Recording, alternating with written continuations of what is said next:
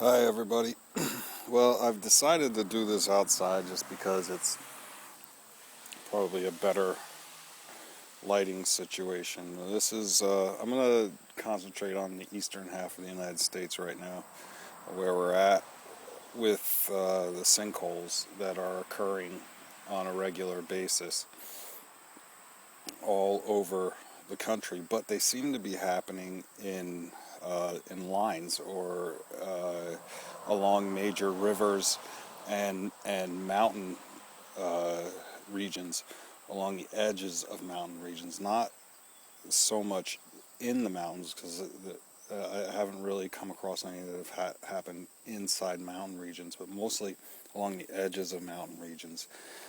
Now, what I've done is I've kind of broken it up into different regions. Like I have the Appalachian region, which runs right here along the Appalachian Mountains, all the way down, pretty much all the way from Quebec City through Montreal and down the Hudson River into New York City, across New Jersey into Pennsylvania, down through Maryland and Virginia, and as soon as it hits Tennessee, it kind of splits.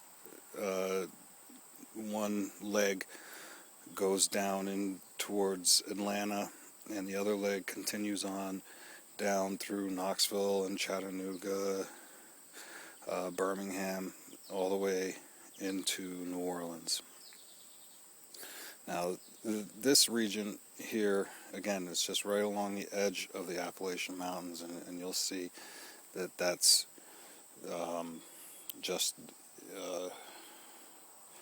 typical with how these sinkholes are forming and where they're forming. Florida is bad. It's pretty much all over Florida right now. You don't really see a whole lot going on anywhere as much as in Florida.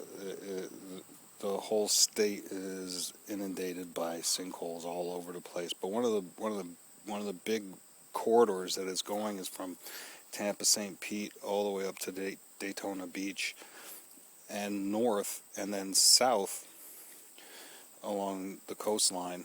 I'm finding that there are a lot along coastlines of the ocean all over the place. Now,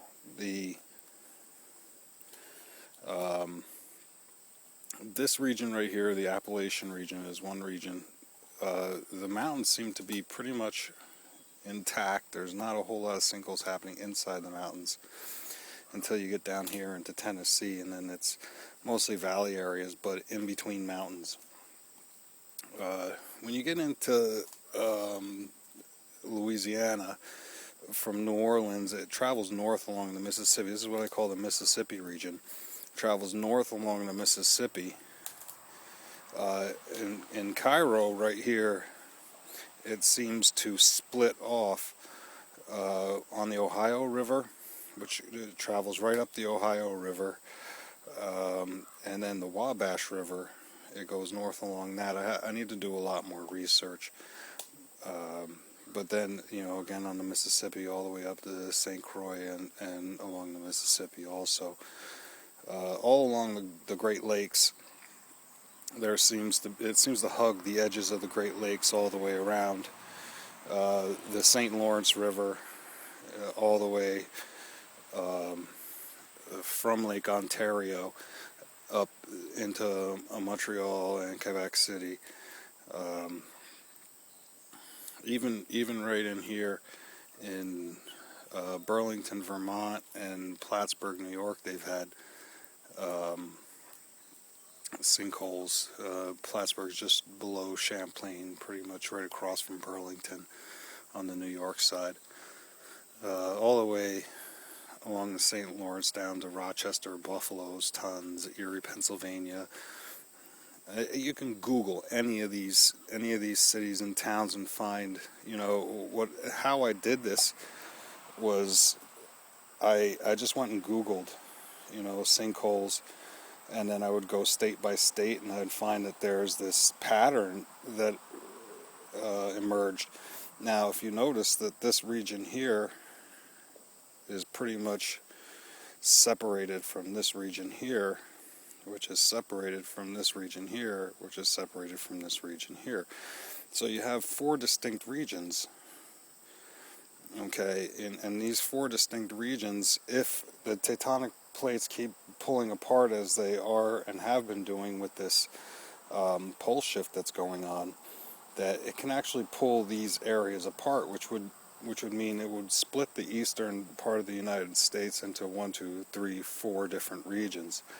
Now, these 4 different regions here are autonomous to each other, separated by mountains and rivers. So in each region, what would be interesting would be to find out if right here would be, because you do have a high region in Michigan, but if this area here got cut across, it could turn this area into a big island. Just interesting to see all this, how it's coming together, and how all these sinkholes are connected and linked in such a manner that they could possibly create a division of the land masses. With major sinkholes happening, water of course will rush in from the oceans and take those regions right over.